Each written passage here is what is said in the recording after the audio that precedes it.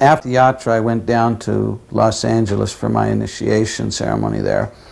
And I was always, even right up to the end, I always felt very nervous in Prabhupada's association because I always just felt he could understand my thoughts and see my heart and everything. But whatever. When it came time for me to come up and get my beads, Prabhupada said, I walked up to the Vyasa-san and offered my obeisances, and as I was starting to offer my obeisances, he said, "So, you are brahmachari?" But I was just so nervous, I didn't know what to do, so I just continued offering my obeisances. And so someone was trying to tell me, Prabhupada's talking to you, Prabhupada's talking to you, but I just kept offering. I wanted to avoid. Because he was like God, to me it was like he's come to save me, and it was a relief of a huge burden. I mean, in the material world I was in such material anxiety, and Prabhupada had relieved my burden, and he was so beautiful, and so I was very shy. But then afterwards it kind of struck me that maybe he's given me a blessing that I'm a brahmachari. And by Krishna's grace, I never got married, and here I am, struggling. I was contemplating, because I had this thing in my mind that I hope I have a good name. It was very important to me, the name that because I so far had liked everyone's name that I had met as initiated devotees, but I was worried that I would get a name that just didn't sound right, that wasn't me, but I knew that I had to accept it because it was obviously, because Prabhupada knew what my spiritual name was, so he was going to call me by that name. So it was just a struggle going on inside my, completely on a superficial platform. It had nothing to do with it was just distraction. My mind was just distracting me from. But I had some significance, I knew, so I dwelled on it as long as I needed to. And I was thinking, the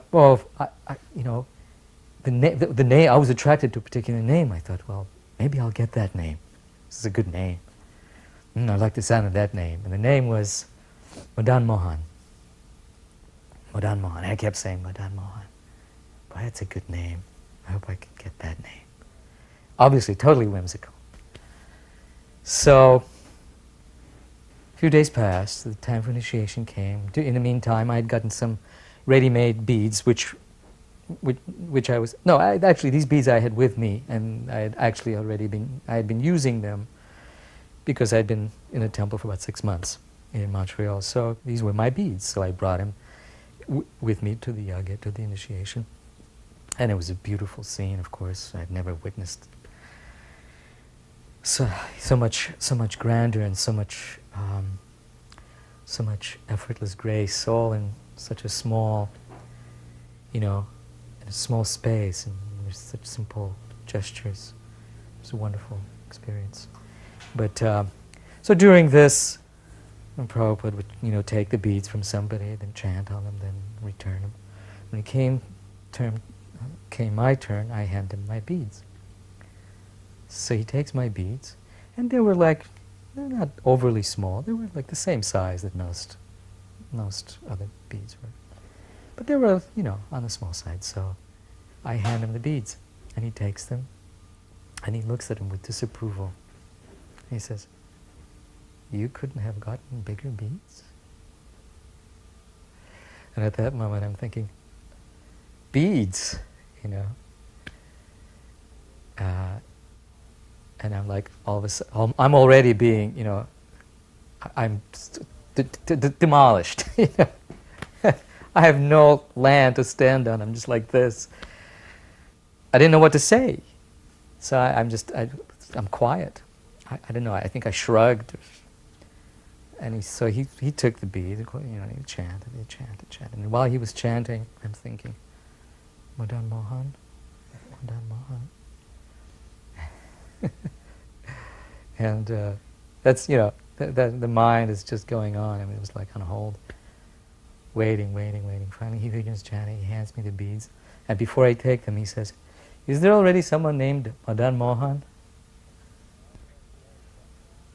And then the devotees are going, oh yes, yes, Prabhupada, here he is. And then with that, there's not a split second even. Your name is Bharadraj. Chant, 16. I was invited to come up to his room to receive the Brahminical initiation, the Gayatri mantra.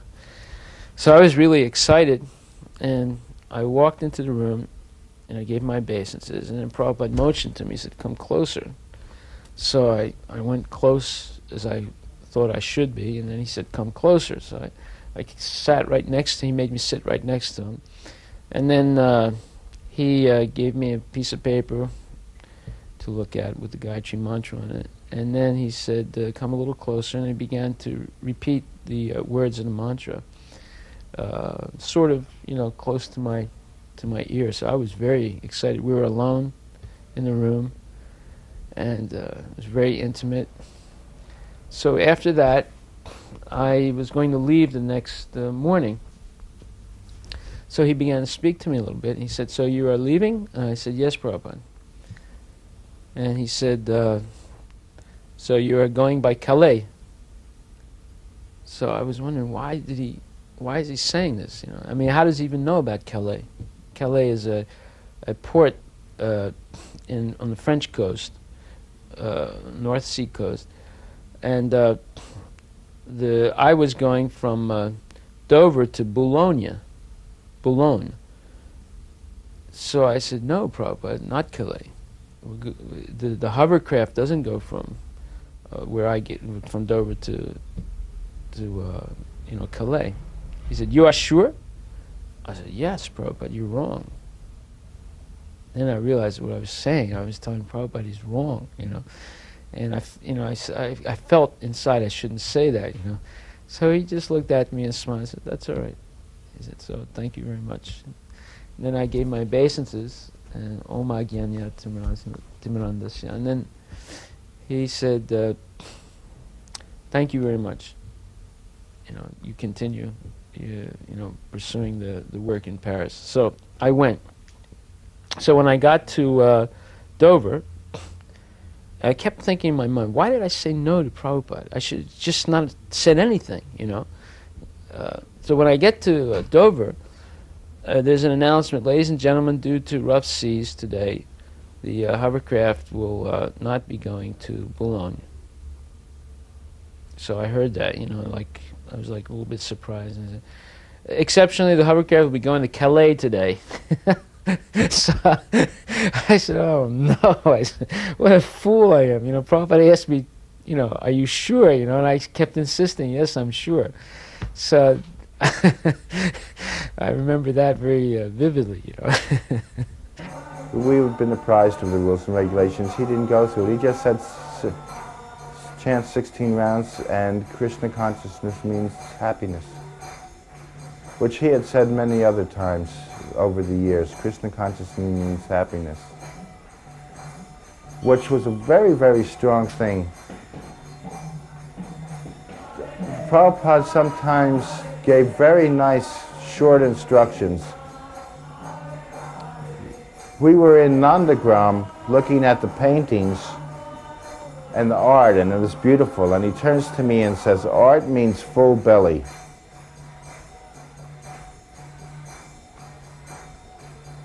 Very poignant, very short, very sweet, and full bit of philosophy.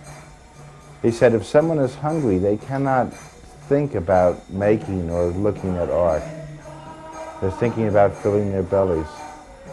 So the Krishna consciousness means happiness was very powerful through the years.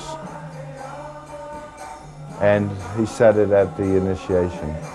Prabhupada was in Los Angeles, and we were doing well, distributing lots of books, so we thought we'd go and see Prabhupada and tell him about it.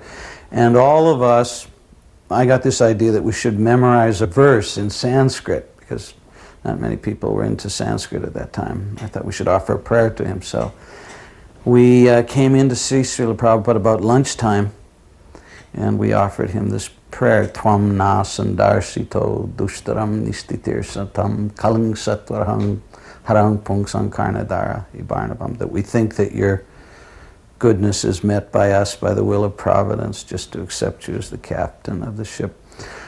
So, again, it was funny, I don't know. Krishna's right, I curse myself now, but Prabhupada asked us to take lunch with him. And I thought, no, we want to get back out and distribute more books, Prabhupada. So we missed another opportunity. My marriage was opposed by my parents. They were horrified at the idea that I was going to marry the movement. You know, they refused to come to attend. And my mother had sent a telegram to Prabhupada that I had a history of mental illness. Totally untrue. Or maybe true, but not to my knowledge. And that she was very angry and wrote a very angry letter to Prabhupada saying, a telegram actually, this was the day before marriage, that this was, that I didn't see the telegram, but I heard about it. Prabhupada called me in. This is my second interview with Prabhupada. Called me in, and right away he said, I received a telegram from your mother. She says you are crazy. Is this true? I thought about it and I thought, no. I said, I don't think so, Šríla Prabhupáda. But I suspect that she might be. Which was not a proper thing to say about one's mother in front of Prabhupada. Prabhupada never tolerated, generally did not tolerate disrespect to one's parents. There are other stories, but they're not my stories, so I mean, but I know there's a story about Brahmananda where he was made to bow down to his mother in front of Prabhupada, which is an interesting story, and there were others. But I had shown that kind of independence in front of Prabhupada. I wanted him to know that my mind was set, that, you know, that actually this whole process was a way of, you know, cutting the bonds of, you know, the family, the worldly family influence that might be there to stop me from doing that which I know I should wholeheartedly do, being guided by his wisdom and his kindness. So I said, but I think she might be, and I actually, you know, believed it. He laughed, very, you know, just a very hearty, heart-filled laugh. He said, ha ha ha. He said, well, that's all right. He said, if anyone asks, he said, I have not received this telegram.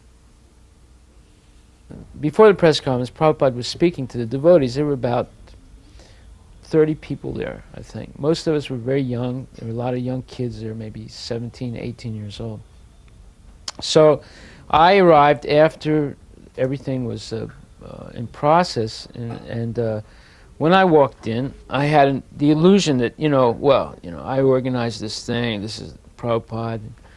So I sort of made everyone move out of the way, and I went right up to the front. I came with another devotee named Ganeshyama, who sat, in the entrance, near the entrance, very humbly, quietly. And I went right up, right near Prabhupada, and I sat down right next to him. And then there was one devotee named Lochananda. He was introducing everyone. He said, and this is Hari Vilas Prabhupada, the president of the temple. So Prabhupada didn't look at me. And right away I felt bad. I said, why didn't he look at me? He mentioned my name. He didn't say anything. Didn't even look, didn't even nod. So I realized I must have done something wrong. And I was feeling bad that I pushed everyone out of the way to go sit up front. So, and Lochananda said, and that's Ganeshyama in the back. He's the one who's translating your books. Prabhupada said, where is he? Let him stand up. So Ganeshyama stood up and he said, thank you very much. So now I knew I had done something wrong. I realized I must have been puffed up that, why he didn't even look at me, and he's acknowledging Ganeshyama. So then they kept speaking a little more, and Prabhupada was thanking the devotees for participating in Krishna consciousness. Then finally there was news that we had just got a new temple. This was a major accomplishment. And Prabhupada said, where is it? And Lochananda said, it was a little bit out of town. So Prabhupada looked at me for the first time, and his look was very weighty, and I could barely look at him. I felt, very, let's say, puffed up, and he had already put me down in a sense, and I was feeling very contrite about it. And then he said, "So how far is the temple from Paris?" So that question sort of shocked me, it took me off balance, and I was thinking, well, it's not very far, Prabhupada. He said, "Oh, how far is it by car?" I said, "Well, I'd say it's about 45 minutes. He said, "Oh, and by train?" And then I was thinking, wow, why is he asking me these questions? And I was all confused. I said, "Oh, it's over an hour." He said, "Oh, so it's very far." I said, "Yes, Prabhupada, it's very far." Then I realized, my guru was correcting my imperfect intelligence and my illusions about myself. And I realized why I had accepted him as my spiritual master, because he was able to point out these things in a very, let's say, precise way. And I needed that. So I was very happy, humbled, but very happy at that time. First Kumbh Mela, we were there. We were in a grand tent. It looked like a nomadic Bedouin tent. It was very large. Prabhupada was in there. We were all gathered, not all, but the so-called big guns, the people that... Again, it wasn't because he loved us more. It was because we were doing something, and it was reciprocation. Parenthetically, because before I forget it, we were on a train, and Prabhupada said, "I do not love any devotee more than the other, just like Krishna reigns on the ocean. His mercy is throughout." Well, similarly, he said, Krishna loves all his devotees equally, but if someone steps towards him, he will reciprocate. He will show that love. So Prabhupada was showing great love to the people who were doing something. So the so-called leaders were there. And he asked us, "How do you know Krishna is God?" So somebody says, "Because it says so in the Bhagavad Gita." And Prabhupada says, "Someone can say that is just a book." And I said, "Because you say so, Prabhupada." He says, "I am just old man." Someone will say, "What does he know? He is old man." So we didn't know. So Prabhupada said, the answer is because you feel the ecstasy. You feel the bliss. You feel the nectar. The proof of the pudding is in the eating. And I thought, what a great answer, because I had many times felt the ecstasies. That's what kept me going. And Prabhupada. I was scholarly, but really my Krishna consciousness from the very beginning was interacting with Prabhupada. So Prabhupada had asked me to create some sample. He didn't say sample, he said, "Can you draw a picture of Lord Chaitanya?" Obviously he wanted to see. So a few days later, after the marriage, and my wife, Rukmini, had brought in her paintings, and other paintings were there, Jarani's paintings, and Prabhupada would look at everything. And I did this drawing of Lord Chaitanya, which was not, in retrospect, it was, it was such a struggle. I of course I did it in, in an afternoon or whatever. I had some time and I devoted some time to it. But I thought, well, it was not finished. The figure of Lord Chaitanya was there, but everything else was just barely sketched in. But I'd put in, everything I had into Lord Chaitanya's face and his expression and his attitude, whatever I understood to be right, to be put into the picture. And Prabhupada looked at other pieces of art, and mine was rolled up on the desk in front of him. And he looked at Rukmini's painting, and he appreciated, and he said, "That's nice." Or I don't know if he said anything at all, he was appreciating it. And then he noticed that there was this rolled up paper in front of him on the desk. And he said, "What is this?" And someone said, "It's a drawing by Bharadraj." And Prabhupada took it and he unrolled it. And as he was unrolling it from the top, I could see that he was looking at the first thing he saw was Lord Chaitanya's face. And as soon as he got to it, his eyes got big, really big. You know, and Prabhupada's eyes were big to start with, but whenever he got excited about something, and they'd like really, really expand. And then he unrolled some more, and then he got to the rest, and then he finally, when he unrolled the whole picture, he had the biggest grin on his face. I mean, his face was just expanding, and his teeth were just showing. It was like his whole face it became like a sun, you know. It was like he was shooting these rays, and he was looking at it and said, "Ah," he said, "the husband is better." After the press conference finished, an introduction to the devotees, I ordered a taxi, and then we got in a taxi. Myself, Prabhupada, Aravinda, and Shyam Sundar. And I was sitting on the left-hand side in the back seat, Prabhupada was sitting in the middle, and Aravinda was sitting on the right-hand side.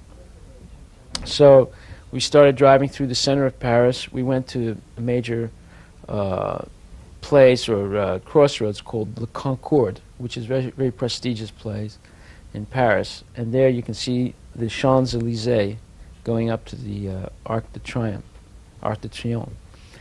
and the obelisk, the Egyptian, let's say, Egyptian form that was brought to France by Napoleon. So at that time, Prabhupada asked me, at that time I asked Prabhupada a question, because I was always reading the Bhagavad Gita, and I was always writing down questions. If ever I would meet Prabhupada, I would ask him. So there was a lot of traffic, we were stuck in the traffic, and I asked Prabhupada, I said, "Prabhupada, what does this verse mean?" And the verse was that, Ya Nisa Sarvabhutanam, what is time of awakening for mass of man is nighttime for the sage, and what's time of awakening for the sage is nighttime for the mass of men. So I asked him, what does this verse mean? So he didn't, there was noise. So he said, what is that? And then Aravinda said, what does this verse mean? And Prabhupada said, oh yes, he says, he heard time of awakening. What does this verse mean? Prabhupada said, yes. He said, 4 o'clock. He said, all our devotees wake up 4 o'clock. And they take shower and go to Mangal Arati. So I said, I looked at Aravinda, and then he smiled, and he said, no, Prabhupada, what does this verse mean? Ya Nisa Sarvabhutanam. And Prabhupada started to smile, and he said, yes, he said, this means that when we see the karmis, we laugh. And when the karmis see us, they laugh. But our laugh is better. He said, we know that they are wrong. He said, they see us and they think that we're wasting our time chanting Hare Krishna. We see them, we know they're wasting their time in material life, but our laugh is best. The first exhibit was completed miraculously in Prabhupada, and it was that year when all the devotees, the first time devotees came out in droves for the Gauranga festival, and it was a wonderful year, and Prabhupada came, and lo and behold, we actually completed an exhibit which was arranged in a kind of a horseshoe in front of the incomplete Mayapur temple at the time. So everything was like that, shacks, you know, the exhibits were made in these bamboo shacks, and everything was like just barely kept together with some cow dung and arrowroot and twine, and but I thought, you know, to this day I think those are the most wonderful exhibits that we had created. There was such vibrant, raw energy, real wonderful. And so we started.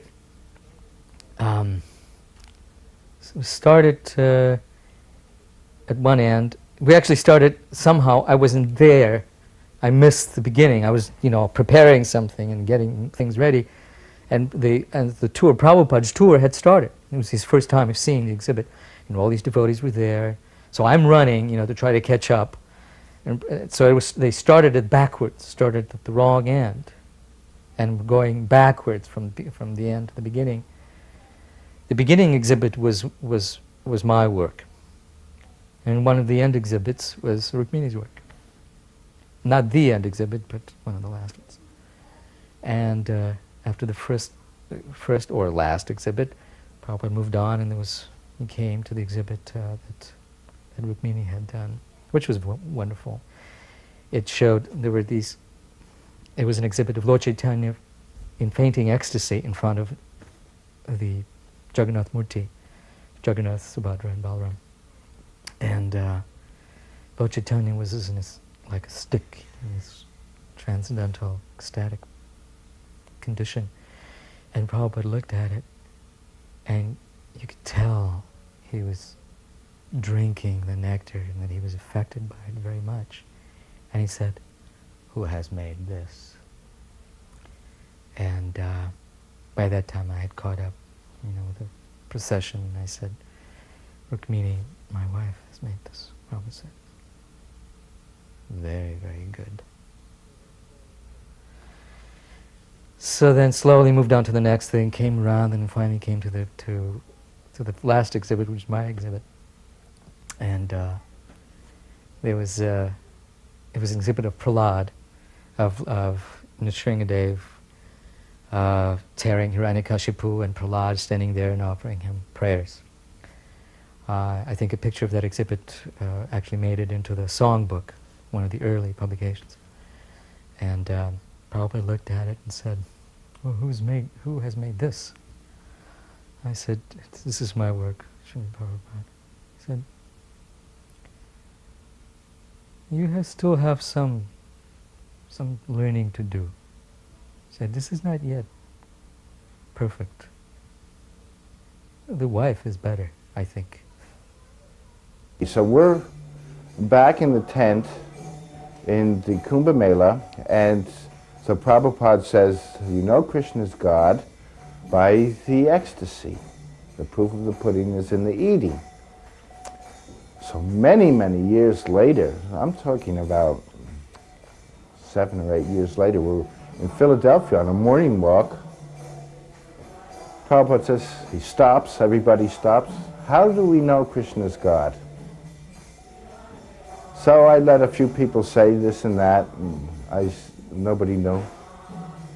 I said, because we feel the ecstasy, we feel the nectar. The proof of the pudding is in the eating. He says, no, because the Bhagavad Gita says it.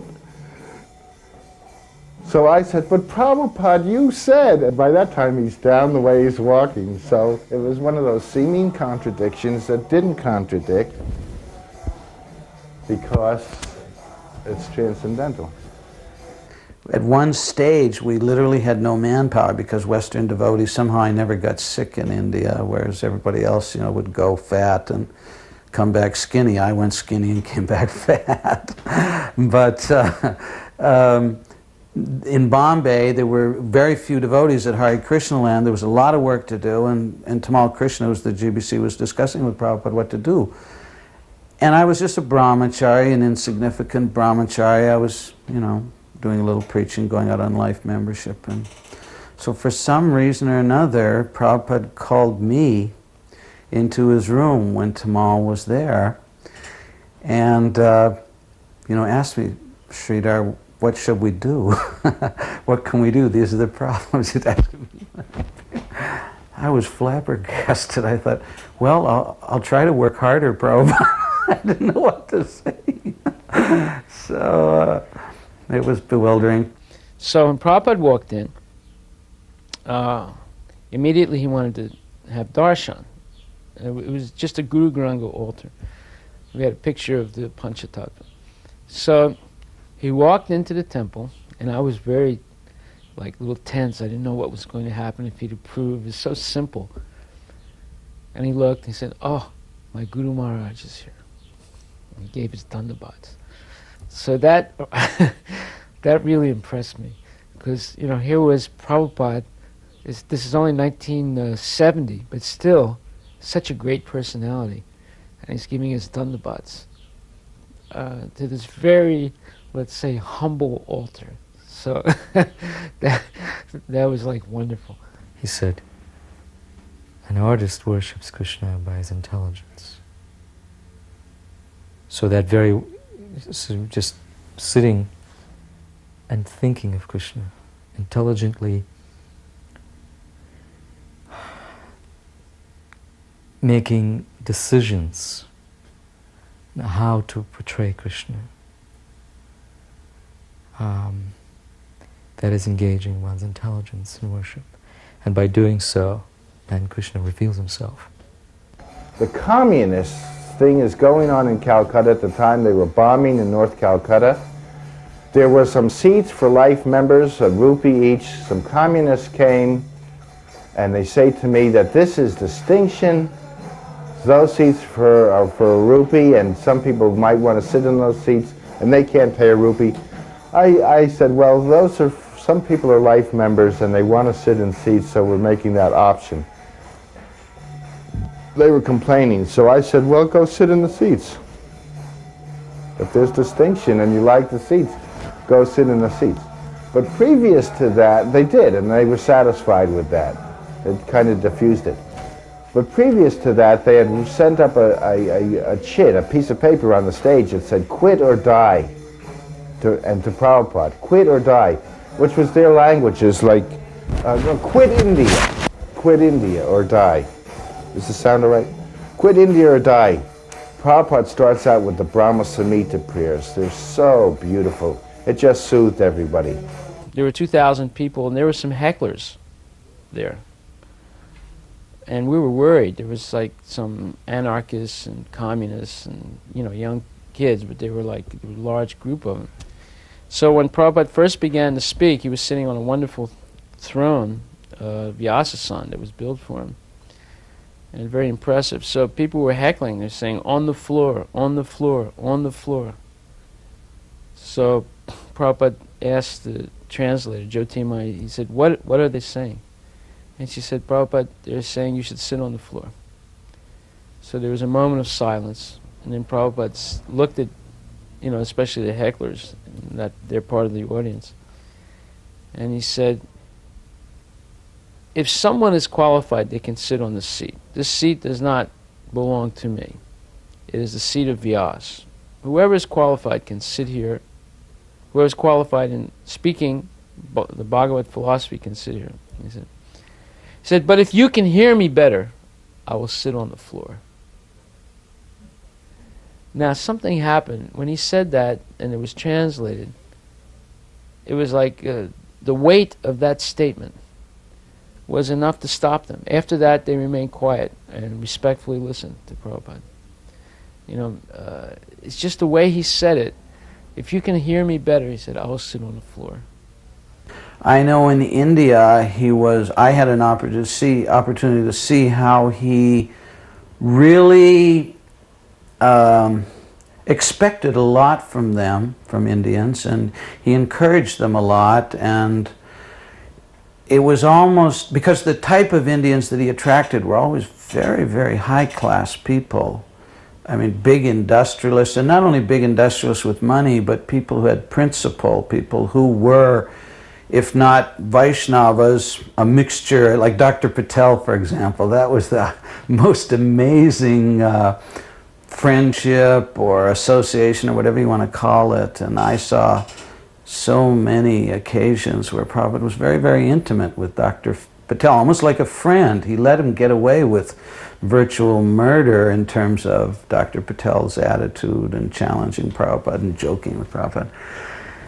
But I did see, and it imbued in me that vision also, that if Indians would just take up Krishna consciousness and pursue it the way Prabhupada was doing, that it would be a great addition to Lord Chaitanya's thrust in the Sankirtan movement. He really wanted Indians to get involved, and just the way he was very charming, he was very respectful towards them.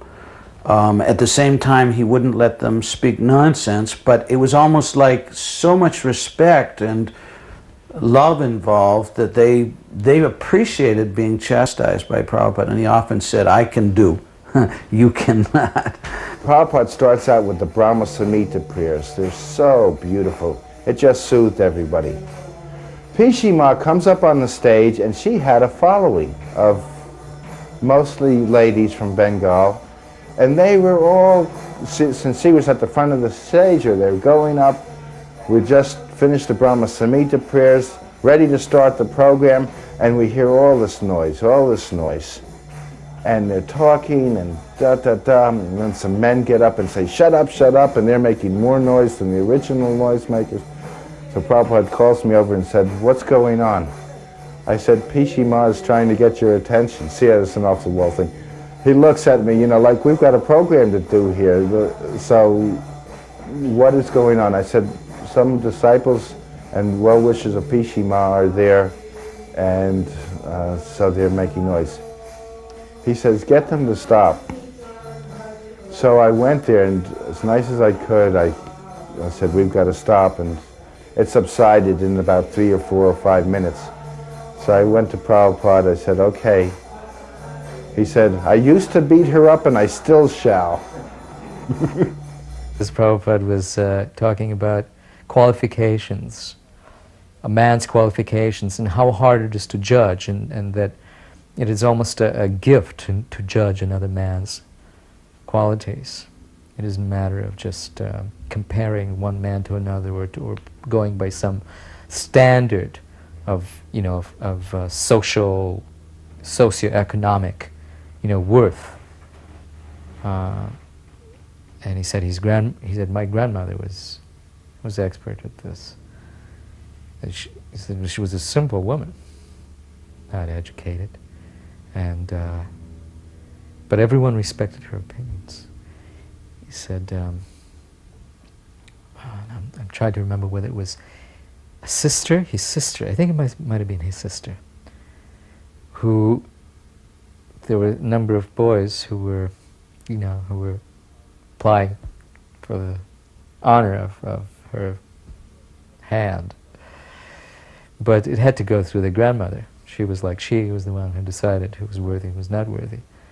So, so this young man was there, and he was well educated, and she was like drilling him, He was educated and came from a good family. He had, there was money, and he was just, a gem of a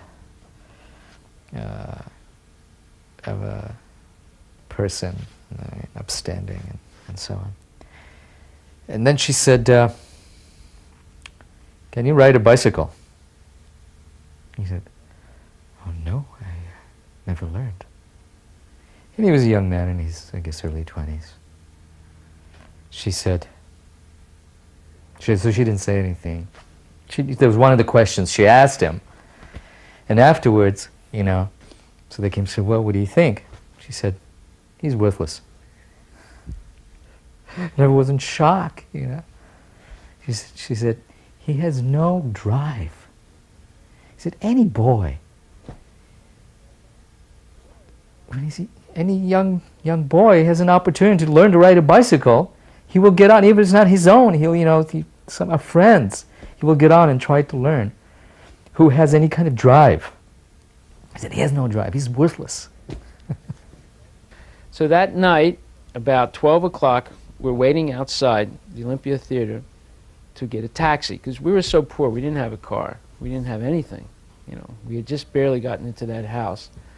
So as we were waiting near an outdoor cafe, I asked Prabhupada, I said, Prabhupada, I know you're tired, would you like to sit down here?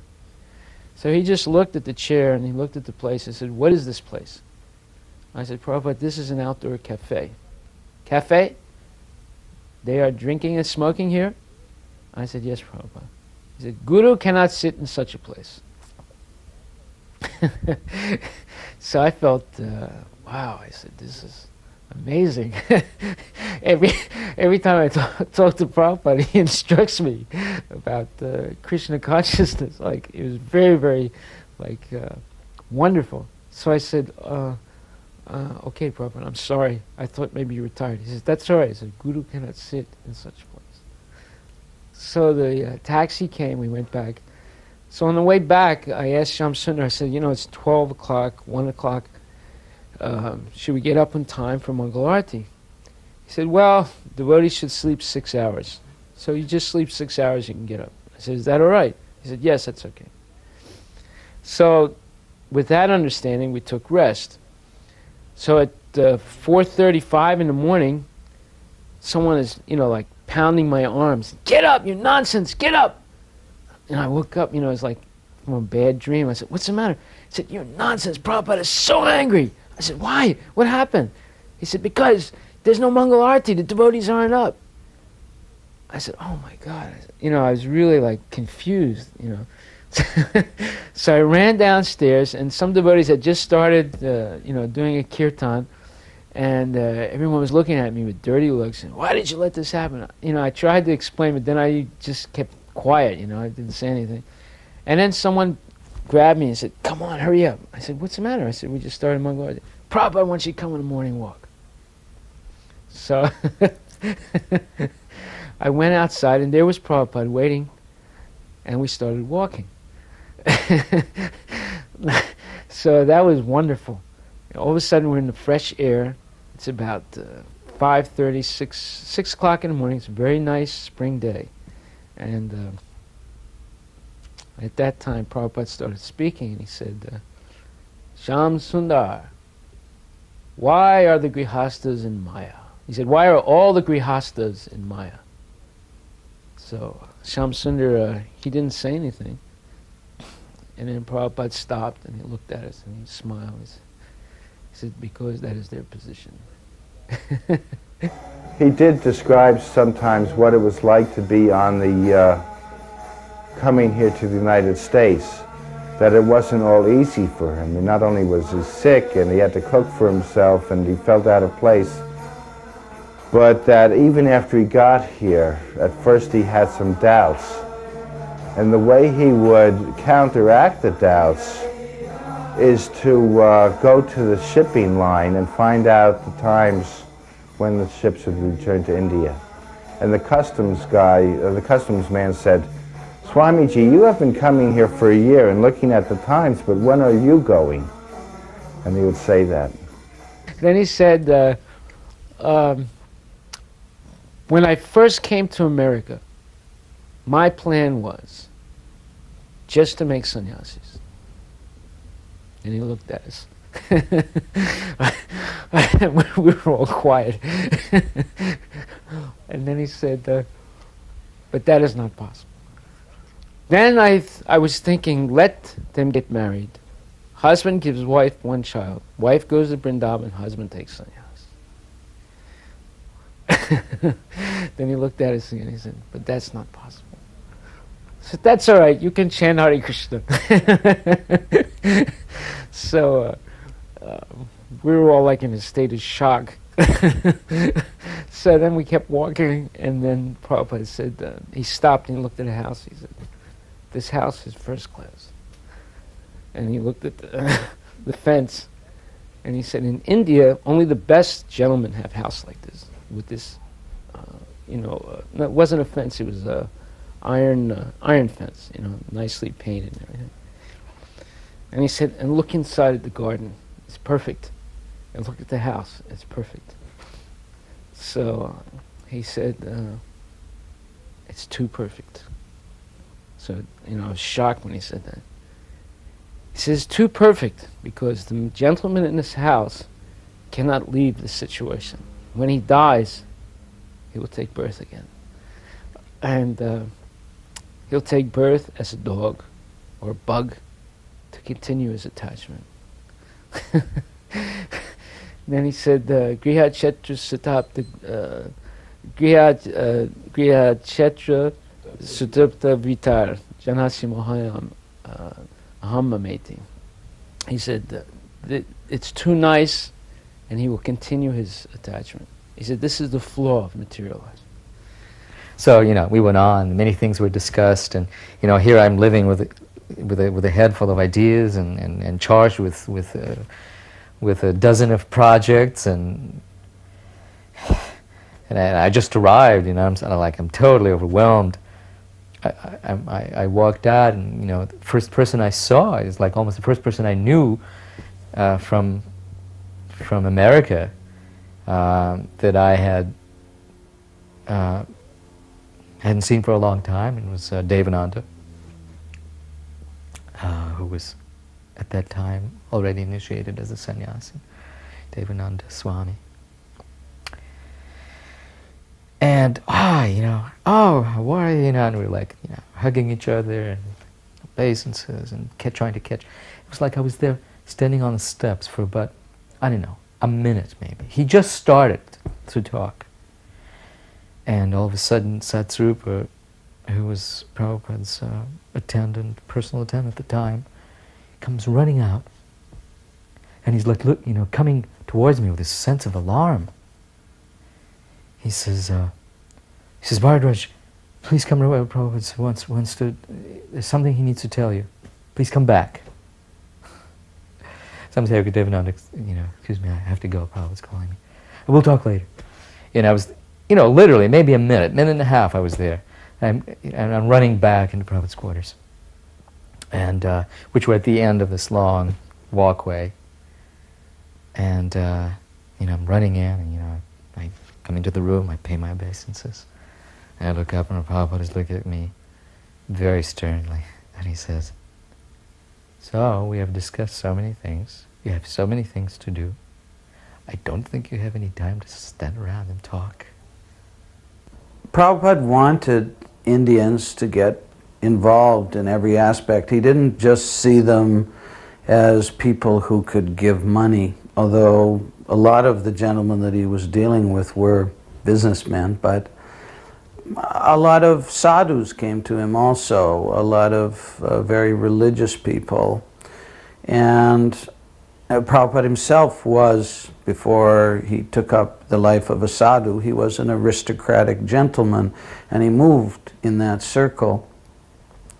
And he was, these were principled people. So there was one man, Mr. Bridgerton Mota, who was a very big industrialist, and he was also the husband of the daughter of the leading Birla, which was the biggest family in India at that time.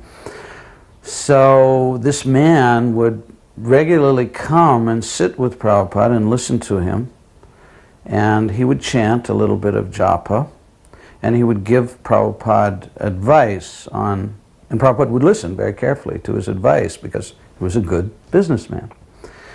And throughout the construction of the Bombay temple, of course, we spent a lot of money, and invariably, of course, we made a few mistakes here and there and got cheated. So at the end, when it was time to pay all the final bills and deal with all the contractors, because you've got to, go over the contract, go over the work done, and see actually if there was any cheating involved, etc. To our amazement, Prabhupada turned everything over to Mr. Mota, gave him the final authority on who to pay and how much to pay and how much to cut. And of course, he saved us a lot of money. So I think there were many examples like that in his writings. Prabhupada talked about the construction of Bombay Temple, and he wrote a letter to Giriraj about Sumati Morarji and told him that just form a committee and give the charge of building the temple to the members. He said, our business is preaching. We should not get entangled in these mundane business affairs. The members they've invested in us, and we're investing our preaching in them, so give them responsibility. Prabhupada seemed to be very fond of George and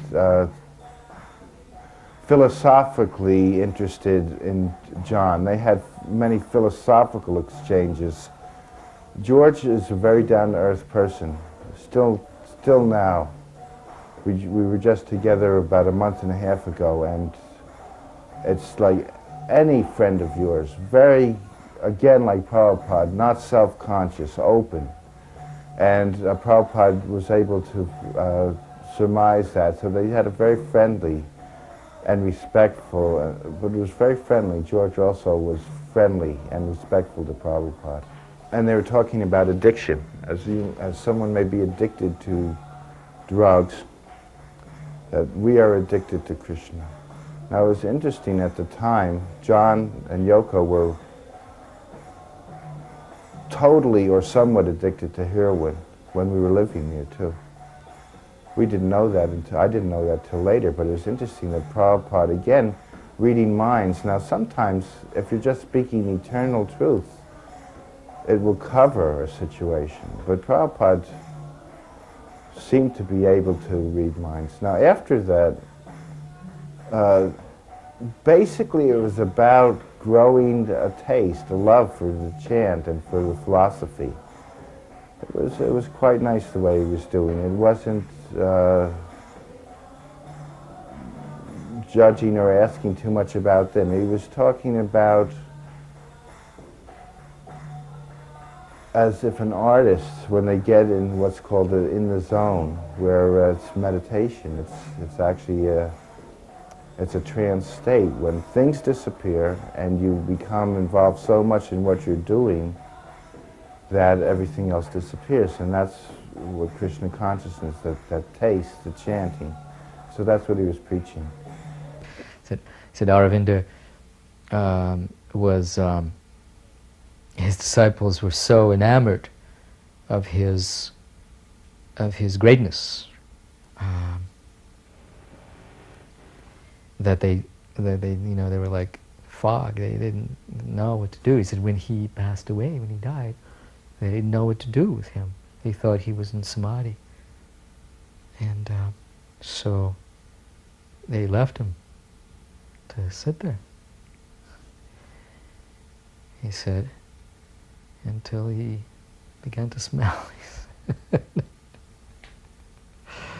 He said, so he did not have intelligent disciples. He said his disciples didn't know the difference between a living man and a dead man.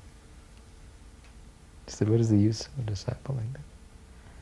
He said, less intelligent. He said, you should never criticize you cannot criticize, he said, the other teachers. He said, you do not know, it is not your position.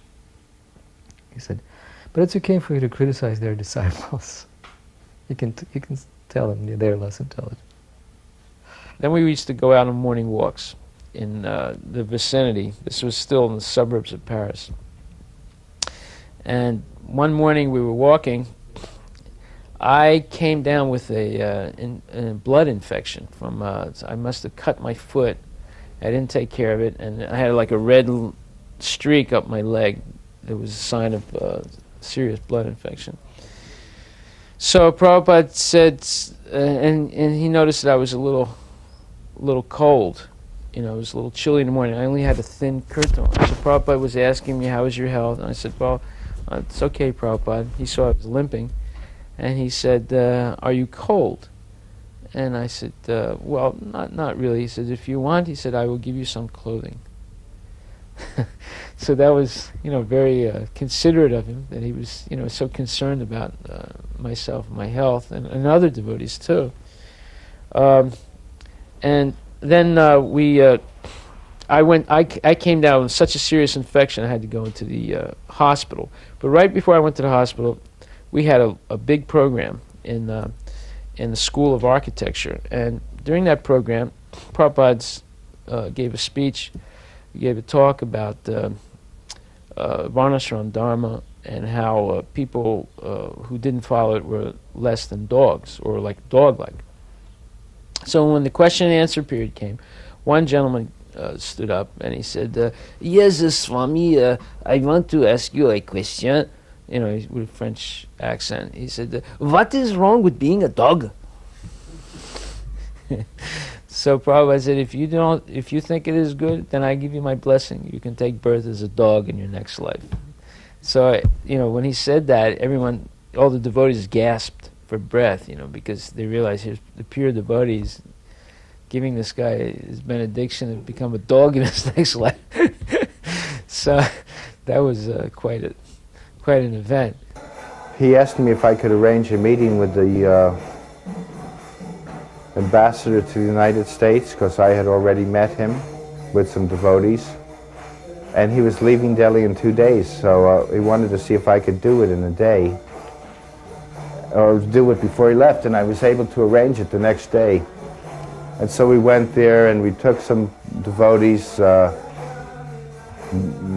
think we took Dinanath and Yadabara. Yadabara was a Peace Corps guy, so we could say he was in the Peace Corps and this man was in the Navy. We didn't necessarily say that he left the Navy for Krishna consciousness, but so it was like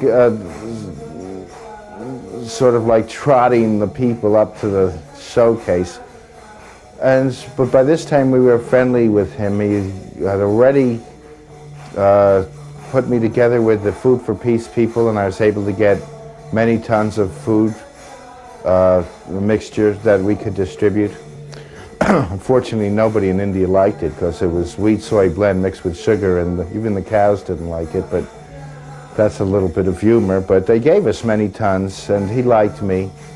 And so the meeting was arranged, and Prabhupada, they gave us, he asked if you'd like tea, and Prabhupada said we don't take tea, so they gave us warm milk in gold-rimmed American Eagle cups and saucers, and Prabhupada began to say that, again, that there are many separations, but these are not very important. Like, you may think you are American and that you may think that I am Indian or Hindu, but that in Krishna consciousness we rise above that, bodily distinctions, and these can be changed. And he explained, you can change our name, we can change our passport, we can change where we live, change the country of origin.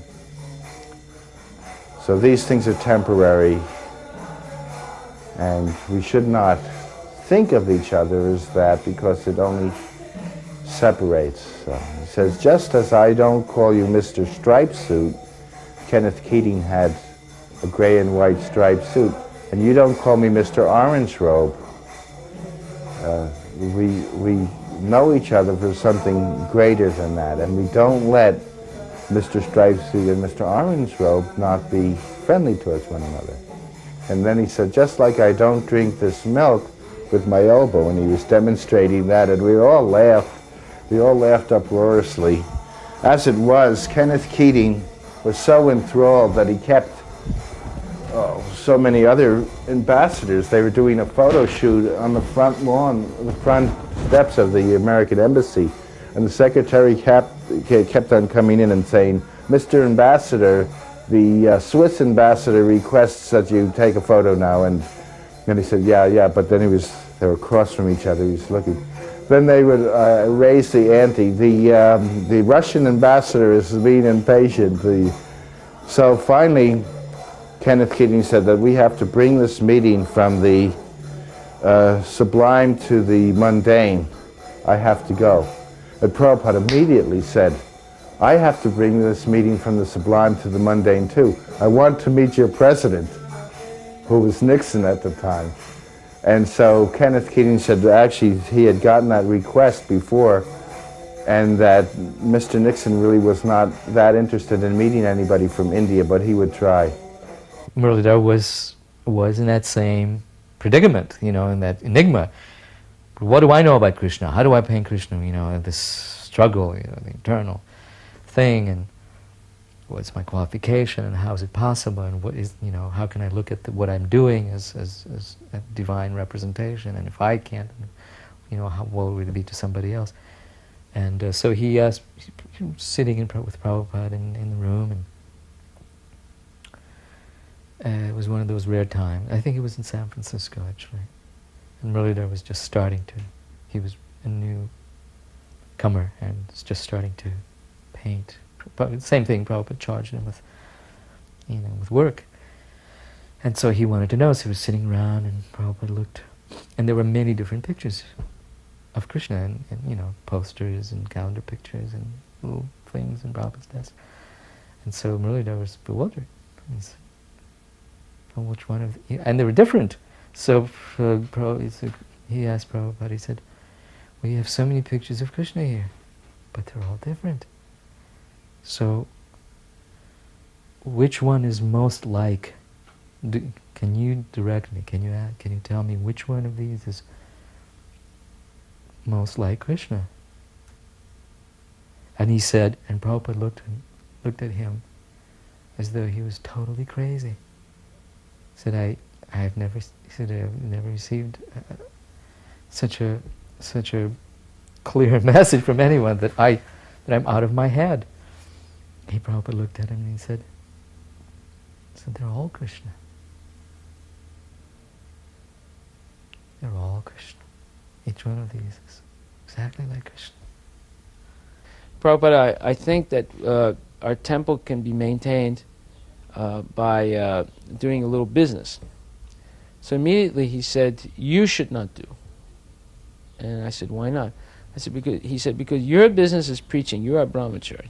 He said, if there is a grihasta, and I said, yes, well, Lochananda. He said, yes, Lochananda can do. He is grihasta. He can do business. But you are brahmachari, your business is preaching. So he gave me a very important instruction there, and I did follow that. And Lochananda did start the business at that time, and it helped the temple a lot. But Prabhupada was very firm about that point. And then he told how his Guru Maharaj had gotten somebody to buy cigarettes for a visiting scholar from Germany. Yeah, I mean, he was open-minded. When I was in Russia, because there was a scarcity of food, he found out everything was the same in the stores. He said, you could even eat meat if you have to keep this preaching going on. I didn't have to, but there was things like that. So this was very interesting because it was Ekadashi, and he said, my Guru Maharaj on Ekadashi fed the quarter, so feed everybody. And he had us cook regular prasadam and still observe for Ekadashi ourselves, but in other words, don't discontinue the prasadam distribution program. Don't discontinue it. One time in Vrindavan,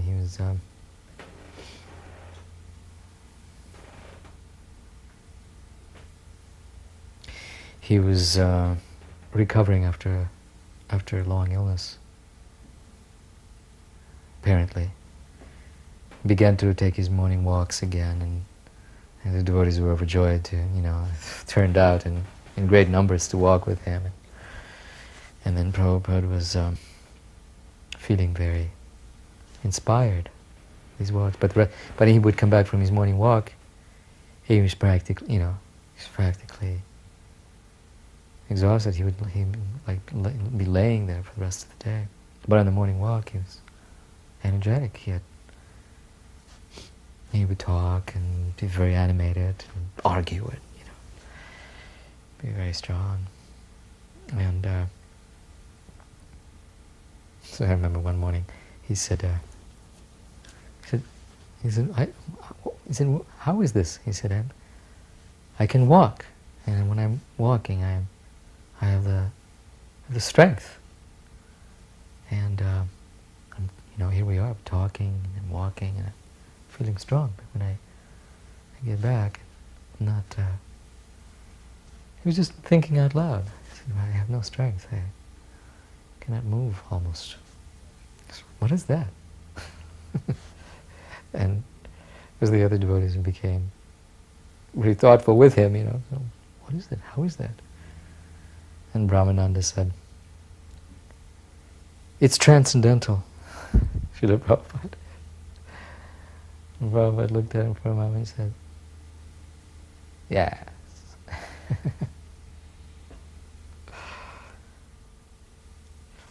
When the deities were going to be installed, and we had secured a new temple in Paris on Avenue Foch, I had purchased some very expensive perfumes, natural oils, like natural jasmine oil that's costs maybe $10,000-$12,000 a kilogram. And I bought all these precious oils in smaller quantities for the installation of deities. So when Radharani was being bathed, Prabhupada applied some perfume on her face and her body. And then all of a sudden, he stopped. And then he asked for yogurt, because the perfume must have, some way or other, reacted with Radharani's skin, and it created like a slight blemish on her face and on her cheek. So for the next 20 minutes, Prabhupada bathed her cheek with yogurt. And I felt very bad about that I had, I had purchased that oil. And he spent a long time bathing Radharani after that and looking at her and kept looking at her cheek and, was very attentive. I don't know how that happened, but, that was like, he was so attentive, and all the devotees noticed. He just kept putting yogurt there and looking at it and putting more yogurt like that. We were at Gaurachan Goswami's house for lunch, and he asked me, "What do you think of Gaurachan Goswami?" And I said that I think that he loves you. He's a rascal, but I'm fond of him. But he is a rascal. Prabhupada said that is how I feel. He has invited us to have lunch prasadam. We shall go. So we're there, and again Prabhupada was sliding different chapatis, puris, sabji on my plate. He just kept on feeding me like that, all bitten, which I thought was great. And so then I would slide it on somebody else's plate so they could share in the nectar. So then Gaurachan Goswami, was smoking bidis. We used to sometimes take them when we were doing our parikrama of Radha Damodar temple. So because he'd say, "Where are my bidis?" And he'd yell, and we'd watch him getting excited, like the thief who used to be a thief and asked his guru. I like the response that you get from that people when their things are stolen. So the guru said, just put their luggage in other rooms, and then they had the response. And then he said, "My dear Prabhus, I was a thief, and I can't do that anymore. I'm a Vaishnava, but I just wanted to see the response, and here's your luggage back." So Gaurachan Goswami at the end of the meal wanted to have a bidi. He couldn't see. He was actually almost totally blind. So we went behind the door and had a bidi. The only thing he wasn't behind the door. He was sitting in the front of the door in kind of a sneaking view. And Prabhupada was eating, so then I said like that, and we had a good laugh because it was really obvious. He was trying to sneak and there was smoke all over the place. So I saw how he freely gave of his time to them. And he would listen to their problems. He would even, that was the wonderful thing, he would even talk about their family problems. He would talk about, petty things. And then, he would encourage them to come more often to the temple. Or, for example, Dr. Patel, at one time Dr. Patel was sick for a few days on the morning walk. So Prabhupada got very concerned. Where is Dr. Patel? Somebody please call him, find out what's happening. So, overall, I was in Bombay for many years. Then I became the president of Calcutta. And there also I had a lot of opportunity to, actually more so in Calcutta, to be trained almost by Prabhupada. And I saw him working with the Indians. And to me, it just gave a whole new perspective to my understanding of how big Prabhupada's plan was in Krishna consciousness. It was, not some type of just cult or something, but he had an idea of a nation or an internation of Krishna conscious people. I asked Prabhupada that Gaurachan Goswami is in the Goswami family, but he doesn't want his son to eat prasadam with us. And Prabhupada said, yes, that is a distinction. You can find out how they really feel about us in Vrindavan. Invite them to prasadam. And if they come, they are for us. And if they don't, they are not. And it was one of these little etiquette things. After finding out that I spoke another language, he said,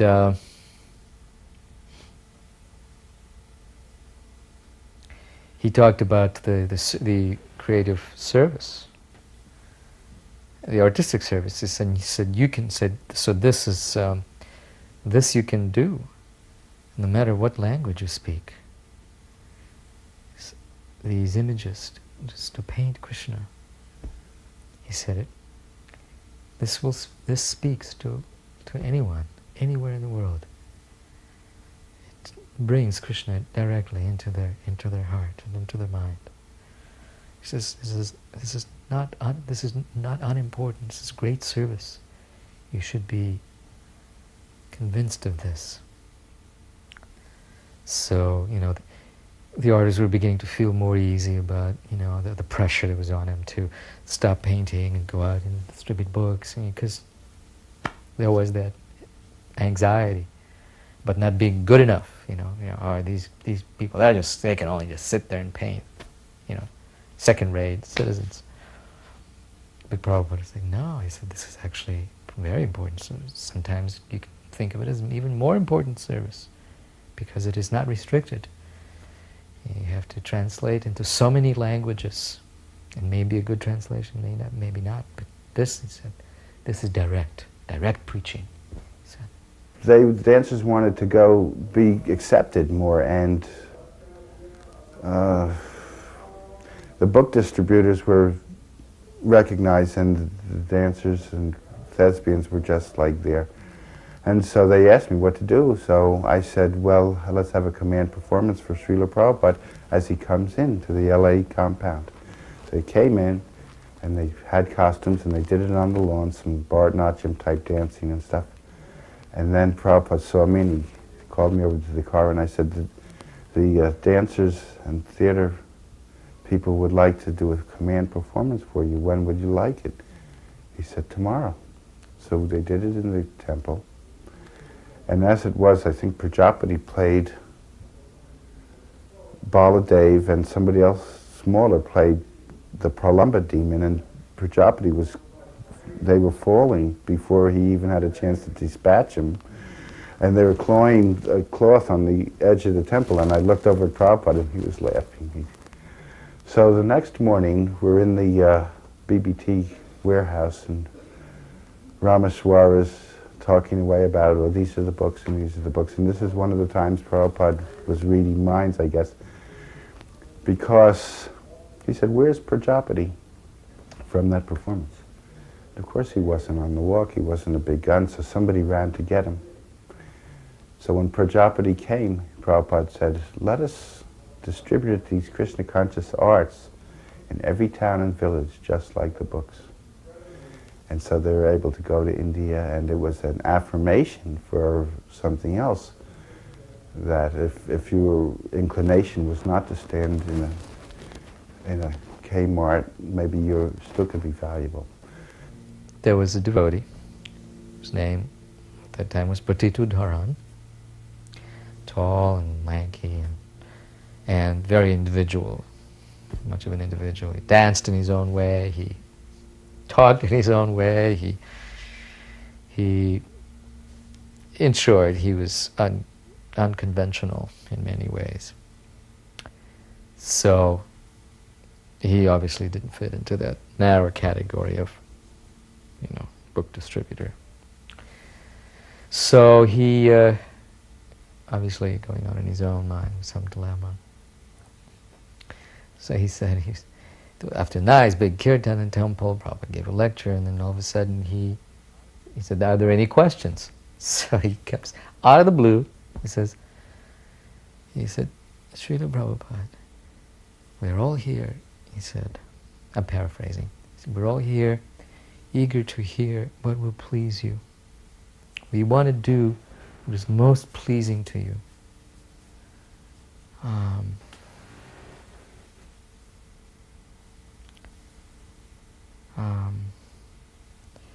We've heard so many, there's so many different types of service is dear to you, and some, as you have said, is more dear. Will you tell us clearly what is most dear to you? And Prabhupada said,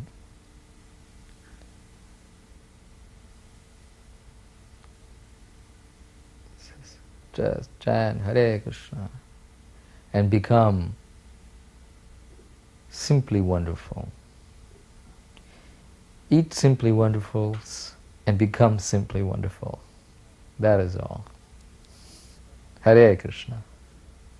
When I was the president of Calcutta, again, Prabhupada had his office, and he would meet his disciples there, and I was the president. Theoretically, I should be, sitting right at his feet and be the center of everything, and sharing and hearing all the nectar and everything, but I was always very shy.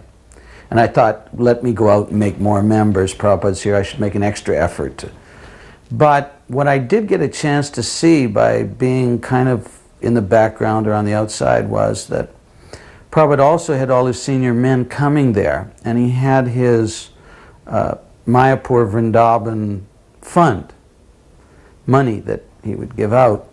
And it was very, very interesting to watch how the leaders, such as Jayapataka Maharaj and Bhavananda and Tamal Krishna Goswami and Giriraj Swami and Guru Das from Vrindavan, and they would all come, and Prabhupada, he didn't pick a project that he wanted to favor as much as he would look to see how much the devotee was enthusiastic about his project and how much he was prepared to organize it and manage it well.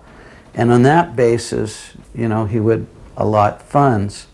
So it really depended a lot upon the enthusiasm in the individual for a particular project. And I think Prabhupada, again, I think Tom Hopkins, in the World of Hare Krishna video, he noted how Prabhupada would tell someone, go out and start a magazine, and the devotee never knew anything about a magazine, and he would say, Krishna will help you.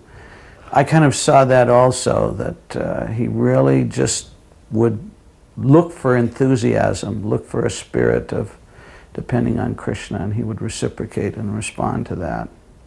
So Prabhupada saw Krishna in everything. He said that if Govinda slaps you, you accept it as mercy. It was during the Pakistan-Indian War in Delhi, and some people were saying, now we have blackouts and you're not putting the lights out, and aren't you afraid?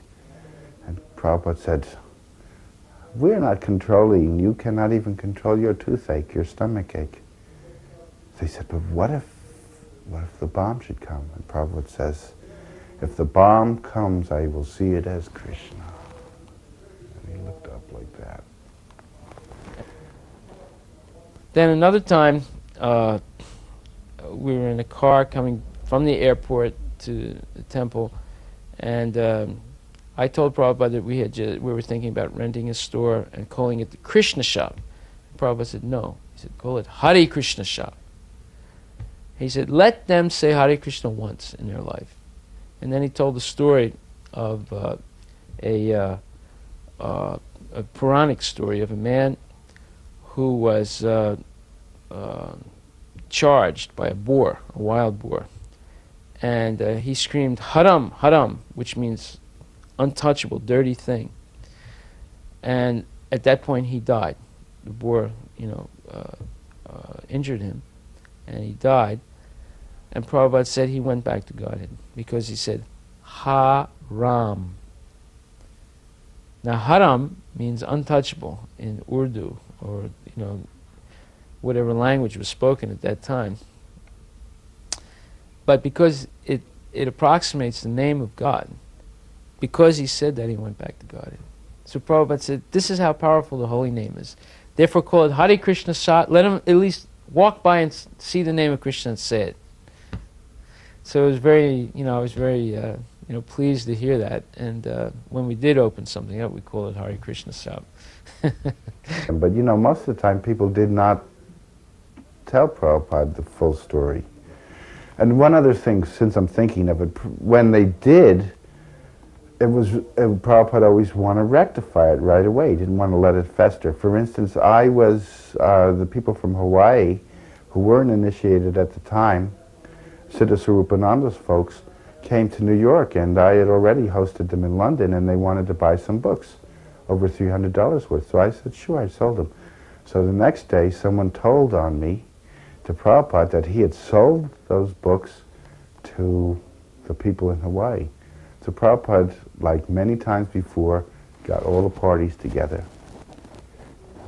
And he said, I'll give the name because it's personal rather than slandering.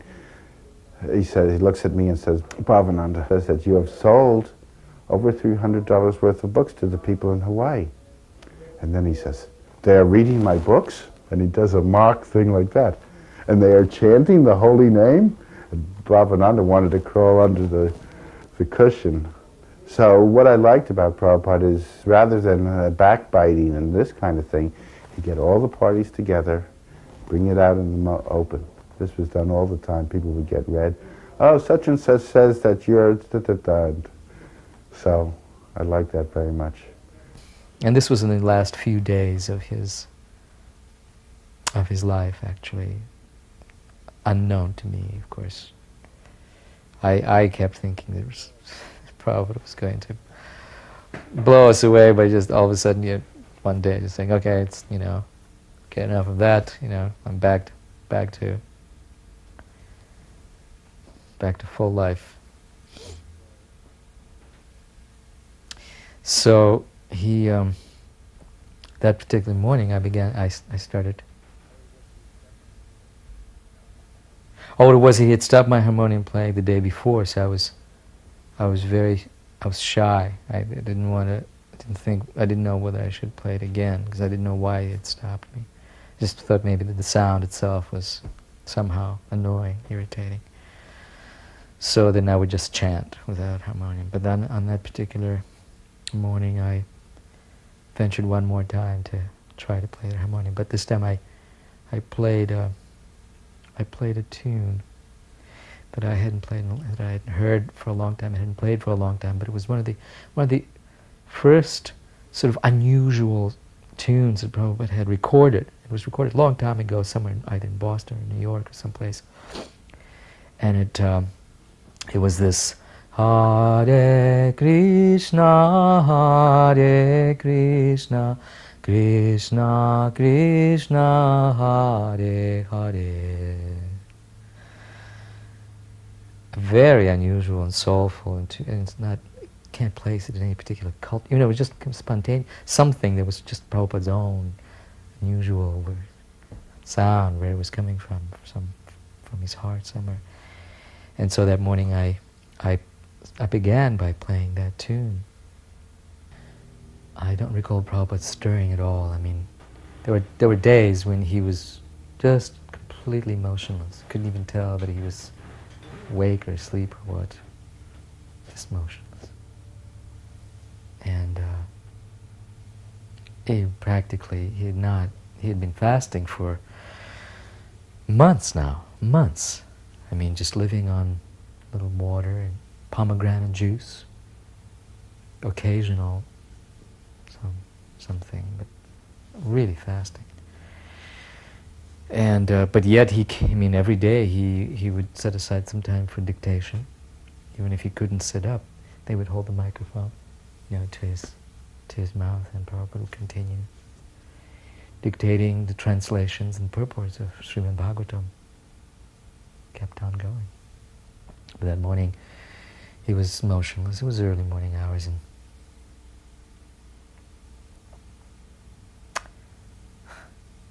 and suddenly I looked up. I noticed he had motioned to one of his attendants. I think it was Nanda Kumar at the time. So Nanda Kumar or Shrutakirti. They asked him, or maybe it was Giriraj. They took turns to ask, and but he wanted to sit up.